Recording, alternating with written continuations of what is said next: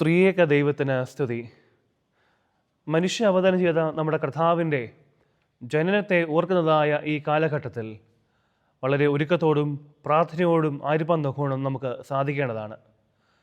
പൗരസ്ത്യ സഭകൾ ഈ കാലഘട്ടത്തെ എൽദോ നോമ്പ് എന്നാണ് പറയുന്നത്.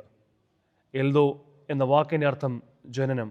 അതുകൊണ്ട് തന്നെ നമ്മുടെ കർത്താവിൻ്റെ തിരുജനനത്തെ നാം ഓർക്കുമ്പോൾ പ്രാർത്ഥനയോടെ ഒരുക്കത്തോടെ ഈ ദിനങ്ങളിൽ ജീവിപ്പാൻ തക്കോണം നമുക്കേവർക്കും സാധിക്കേണ്ടതാണ്. ലോകം പാപത്താൽ നിറഞ്ഞപ്പോൾ മനുഷ്യൻ ദൈവിക തേജസ്സെ നഷ്ടപ്പെടുത്തി പാപത്തിന് അടിമകളായി തീർന്നപ്പോൾ, നമ്മിലെ ദൈവിക സ്വരൂപത്തെ നമുക്ക് നഷ്ടമായപ്പോൾ, മനുഷ്യവർഗത്തെ വീണ്ടെടുക്കുവാൻ വേണ്ടി ലോകത്തിലേക്ക് അവതരിച്ച യേശുക്രിസ്തുവിൻ്റെ വിലമതിക്കാനാവാത്തതായ സ്നേഹത്തെ ഓർക്കുന്ന സമയമാണ് ക്രിസ്തുമസ്. ബാഹ്യമായ ചില ആഘോഷങ്ങൾക്ക് നാം വില കൽപ്പിക്കുമ്പോൾ, ബാഹ്യമായ ചില കാര്യങ്ങൾക്ക് വേണ്ടി മാത്രം നാം മുൻപോട്ട് ജീവിക്കുമ്പോൾ, ആന്തരികമായ ചില നല്ല അനുഭവങ്ങൾ നമുക്ക് ഉണ്ടാകുന്നുണ്ടോ എന്ന് പരിശോധിക്കുവാൻ ഈ ക്രിസ്മസിൻ്റെ നാളുകളിൽ നമുക്ക് സാധ്യമായി തീരേണ്ടതാണ്. നാം നമ്മെ തന്നെ ശുദ്ധീകരിച്ചുകൊണ്ട് പുതുക്കം പ്രാപിച്ചുകൊണ്ട് പ്രാർത്ഥനയോടെ ഒരുക്കത്തോടെ ജാഗ്രതയോടെ ഇരുട്ടിൽ ഉദയം ചെയ്ത ക്രിസ്തു എന്ന വെളിച്ചത്തെ നമ്മുടെ ഉള്ളിൽ സ്വീകരിച്ചുകൊണ്ട്, നമ്മുടെ ഹൃദയങ്ങളിൽ സ്വീകരിച്ചുകൊണ്ട് മുൻപോട്ട് ജീവിക്കുവാൻ നമുക്കെല്ലാവർക്കും സാധ്യമായി തീരേണ്ടതാണ്. ഇന്നത്തെ ചെറിയ ചിന്തയ്ക്ക് ആധാരമായി എടുത്തിരിക്കുന്ന വേദഭാഗം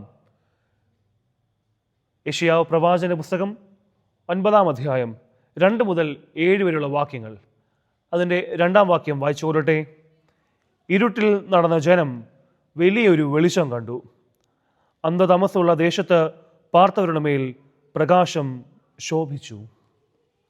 നിരാശയിലും സങ്കടത്തിലും കഴിയുന്നതായ ദൈവജനത്തിന് പ്രത്യാശയുടെയും സന്തോഷത്തിൻ്റെയും സന്ദേശമാണ് ഈ വേദഭാഗത്തിൽ ലഭിക്കുന്നത്. വേദപണ്ഡിതാക്കളുടെയിൽ ഈ ഭാഗത്തെപ്പറ്റി വിഭിന്നമായ ചിന്തകൾ, അഭിപ്രായങ്ങൾ നിലനിൽക്കുന്നുണ്ട്. എങ്കിലും പറഞ്ഞതുപോലെ തന്നെ ഒരു പ്രത്യാശയുടെ സന്ദേശമാണ് ഈ വേദഭാഗത്തിൽ നമുക്ക് കാണുവാനായി സാധിക്കുന്നത്. ചുറ്റുമുള്ളതായ ആളുകളിൽ നിന്നും ചുറ്റുമുള്ളതായ ദേശങ്ങളിൽ നിന്നും പ്രയാസവും ആക്രമണവും നേരിടുന്നതായ യഹൂദ ജനത്തെ ഇവിടെ പ്രവാചകൻ തൻ്റെ സന്ദേശത്തിലൂടെ അവിടെ ശക്തീകരിക്കുന്നതാണ് നമുക്ക് കാണുവാനായി സാധിക്കുന്നത്. കഷ്ടത, ഭയം, അടിച്ചമർത്തൽ, അനിശ്ചിതത്വം എന്നിവയാൽ ദൈവത്തിൻ്റെ ജനം ആയിരിക്കുമ്പോൾ അവർക്ക് ലഭിക്കുന്നതായ ദൈവിക സന്ദേശമാണ് നാം ഇന്ന് ധ്യാനിക്കുന്നതായ ഈ വേദഭാഗം. ആത്മീയമായും ധാർമ്മികവുമായും അന്ധകാരത്താൽ ദൈവത്തിൻ്റെ ജനം മൂടപ്പെട്ടിരുന്നു. ഭാരതത്തിൻ്റെ നിരാശയുടെ ഈ സാഹചര്യത്തിലാണ് യെശയ്യാവ് ഒരു ഉറപ്പ് അവർക്ക് നൽകുന്നത്.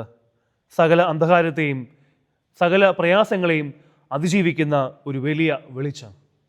ഇരുട്ടിൽ നടന്ന ജനത്തിന് പ്രത്യാശയുടെ ഉണർവ് നൽകുന്ന സത്യ വെളിച്ചം. ഈ ഭാഗത്തെ മുൻനിർത്തി ഒരു ചെറിയ ചിന്ത നിങ്ങളുമായി പങ്കുവയ്ക്കുവാൻ ഞാൻ ആഗ്രഹിക്കുന്നു. നീതിയും സമാധാനവും സ്ഥാപിക്കുന്ന വെളിച്ചം. നീതിയും സമാധാനവും സ്ഥാപിക്കുന്ന വെളിച്ചം. ദൈവത്തിൻ്റെ ജനം ഇവിടെ എല്ലാ അർത്ഥത്തിലും അന്ധകാര അനുഭവത്തിൽ ജീവിക്കുകയാണ്. ഈ ഭാഗം നമ്മെ ഓർമ്മിപ്പിക്കുന്നത് നമ്മുടെ ജീവിതത്തിൻ്റെ അനുഭവങ്ങളിൽ, നമ്മുടെ ജീവിതത്തിൻ്റെ അന്ധകാര അനുഭവങ്ങളിൽ നാം ആയിരിക്കുമ്പോൾ ദൈവം ഒരിക്കലും നമ്മെ അവഗണിക്കുന്നില്ല.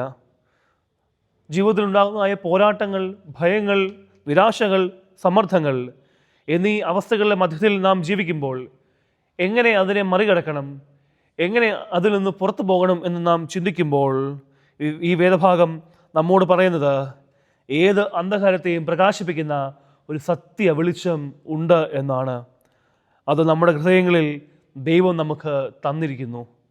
ആ വെളിച്ചത്തെ നാം തിരിച്ചറിയുമ്പോൾ പ്രകാശത്തിൻ്റെ നന്മയുടെ പുതിയ അനുഭവങ്ങൾ നമ്മുടെ ജീവിതത്തിൽ ഉണ്ടാകുന്നു. ഇരുട്ട് ഒരിക്കലും വെളിച്ചത്തെ പിടിച്ചടക്കുകയില്ല.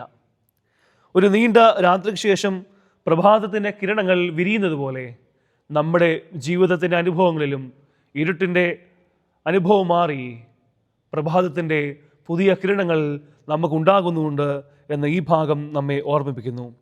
നമ്മുടെ ഉള്ളിലെ ഇരുട്ടിൻ്റെ അനുഭവത്തെ രൂപാന്തരപ്പെടുത്തുകയും നമ്മുടെ ജീവിതത്തിൻ്റെ അനുഭവങ്ങൾക്ക് പുത്തൻ പ്രതീക്ഷകൾ ലഭിക്കുകയും അവിടെ ചെയ്യുന്നുവെന്ന് ഈ ഭാഗം നമ്മെ ഓർമ്മിപ്പിക്കുന്നു. തുടർന്ന് 6ഉം 7ഉം വാക്യങ്ങൾ നാം വായിക്കുമ്പോൾ പ്രവാചകൻ നമ്മെ ഓർമ്മിപ്പിക്കുന്നു, നാം ബലഹീനരോ അശക്തരോ ആയി എന്ന് നമുക്ക് തോന്നുമ്പോൾ അവൻ നമ്മെ ശക്തിപ്പെടുത്തുന്നു. ഒരിക്കലും ഉപേക്ഷിക്കാത്ത തൻ്റെ സ്നേഹത്താൽ അവൻ നമ്മെ ചുറ്റിയിരിക്കുന്നു. നമ്മുടെ ഹൃദയങ്ങളിലെ അന്ധകാരത്തെ മായ്ച്ച് സമാധാനത്തെ നൽകി അവൻ നമ്മെ പരിപാലിക്കുന്ന ദൈവമാണ്. ക്രിസ്തു നൽകുന്ന വെളിച്ചം അത് ഒരിക്കലും താൽക്കാലികമല്ല, അത് നിത്യമായതാണ്. അത് നമ്മുടെ ജീവിതത്തിൻ്റെ ദിശയെ തന്നെ മുൻപോട്ട് നയിക്കുവാൻ മതിയായതാണ് എന്ന് പ്രവാചകൻ നമ്മെ ഓർമ്മിപ്പിക്കുന്നു. പ്രിയമുള്ളവരെ, ഈ ക്രിസ്മസും നമുക്ക് നൽകുന്ന സന്ദേശവും അതുതന്നെയാണ്. പാപത്തിൻ്റെ ഇരുട്ടിൽ ആയിപ്പോയ മനുഷ്യവർഗത്തെ വീണ്ടെടുക്കുവാൻ ക്രിസ്തു എന്ന വെളിച്ചം, ക്രിസ്തു എന്ന സത്യ വെളിച്ചം ഈ ലോകത്തിലേക്ക് വന്നു. അന്ധകാരത്തിൻ്റെ അനുഭവത്തെ നമ്മിൽ നിന്ന് നീക്കിക്കളഞ്ഞ് നമ്മുടെ ഹൃദയങ്ങളെ പ്രകാശിപ്പിക്കുന്ന സത്യ വെളിച്ചമായ ക്രിസ്തു അവിടെ ഉദിച്ചു. ഇരുട്ടിൽ ആയിരിക്കുമ്പോൾ നമ്മുടെ മുൻപിൽ വെളിച്ചത്തിൻ്റെ ഒരു നുറങ്ങുവെട്ടം വരുമ്പോൾ നമുക്ക് ലഭിക്കുന്നതായ സന്തോഷത്തിൻ്റെ, ആനന്ദത്തിൻ്റെ ഒരു അനുഭവമുണ്ട്. നമ്മുടെ തുയാവ ശുശ്രൂഷയിൽ പ്രമുഖൻ പ്രാർത്ഥനയ്ക്ക് മുൻപായി ഇപ്രകാരം ഒരു പ്രാർത്ഥനയുണ്ട്. പ്രകാശം നിറഞ്ഞിരിക്കുന്ന യേശുവേ, നിന്റെ പ്രകാശത്താൽ ഞങ്ങൾ പ്രകാശം കാണുന്നു. സ്വർഗീയ പിതാവിൻ്റെ രശ്മിയായുള്ളവേ, സർവസൃഷ്ടികളെയും പ്രകാശിപ്പിക്കുന്ന സത്യപ്രകാശം നീയാകിയാൽ നിന്റെ ശോഭയുള്ള പ്രകാശം കൊണ്ട് ഞങ്ങളെ പ്രകാശിപ്പിക്കണമേ.